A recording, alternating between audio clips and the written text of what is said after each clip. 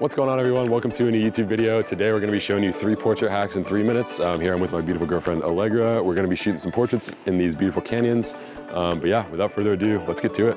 So starting off with number 1, we have don't always shoot at f1.4. And contrary to what a lot of people think, shooting at f1.4 sometimes just really doesn't get the image in focus, or it's too blurry in the background, all that kind of stuff. So it's okay to shoot at a wider aperture, which means a larger number. So stopping down to, f3.5 or even like f2.2, whatever you got with your lens, it can really add to the background and make the subject not as in focus. Also, when shooting moving subjects, shooting at f1.4 is actually really hard to get in focus, as even if you switch to AI servo so you're continuously tracking the subject, it is near impossible to get a perfect focus with f1.4. Shooting at varying apertures can actually make a photo that you shoot at a large aperture, such as 1.4 or 1.8, whatever it may be, really impactful, especially in a set of photos. If you're shooting them at varying apertures, the ones with a nice blurry background and a really sharp focus, such as 1.4, it'll really make that photo impactful and stand out in the photo set.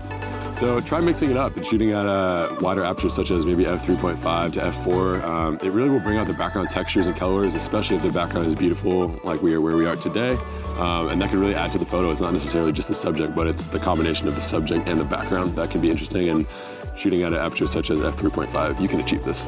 So the second thing we're going to be talking about today is focusing for the eyes. And that doesn't necessarily mean literally focusing on the eyes, but it means taking the eyes into account when you're shooting a portrait. Personally, eyes are a big part of the portraits that I take, and I think it is an easy way to make a photo captivating, especially if you shoot it in the right conditions and manipulate them a certain way.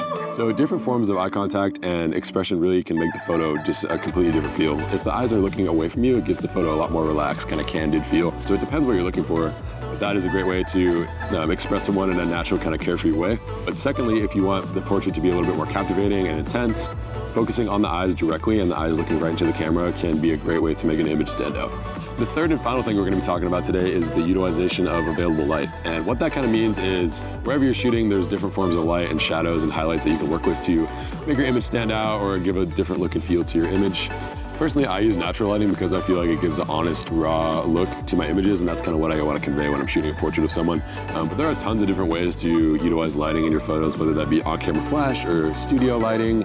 So as you can see here, we have beautiful rolling hills combined with the tall trees, which are casting a beautiful shadow. Lots of stuff to work with here, so utilizing that golden light coming through the trees is going to be super important. And the last thing to note that is really important is to know kind of what light you're shooting in. There's tons of different lighting situations, as we talked about earlier, including midday, studio, on-camera flash, natural, whatever it may be. Currently, we're about to shoot in some golden hour light, which is, in my opinion, the best light. That's the hour right before sunset. Sunset's at about 7:30 tonight, so we're going to be shooting right around 6:30 to get that perfect glow. But it's really important to know kind of what light you're shooting in, whether that be harsh light, studio lighting, natural lighting, window lighting, whatever it may be. Just kind of take note of where the light's coming from and where you can bounce it off of. Before this video does wrap up, I did want to thank today's very relevant sponsor, which is Skillshare. Personally, I think Skillshare is unique in the fact that you can learn anything from anyone. No matter what stage you're at in your career, may that be a beginner just starting out or someone who has been in the business for a few years, you can find a course that is helpful for you. Skillshare is an online learning community for creators with more than 19,000 classes in videography, productivity, photography, and more. For me, I've been enjoying Ryan Booth's course on making cinema quality movies, as well as a few classes on editing in Adobe Premiere Pro. Ryan is a super talented filmmaker and director based in New York City, whose work I've admired for some time. It's super helpful to learn from the best in the business about how he goes about his workflow and shooting beautiful footage. If you are interested in checking out a few of my favorite courses, including Ryan's, those will be linked down below. Premium membership for Skillshare begins at around $10 a month, which gives you unlimited access to all of Skillshare's courses, so you can keep learning and growing as an artist. For the first 250 people to sign up with the link in the description, you can get 2 free months of Skillshare for free. These spots typically go quite quickly, so make sure to sign up down below. So to recap, we learned 3 things today. First thing being, don't always shoot at 1.4. Secondly, focus for the eyes.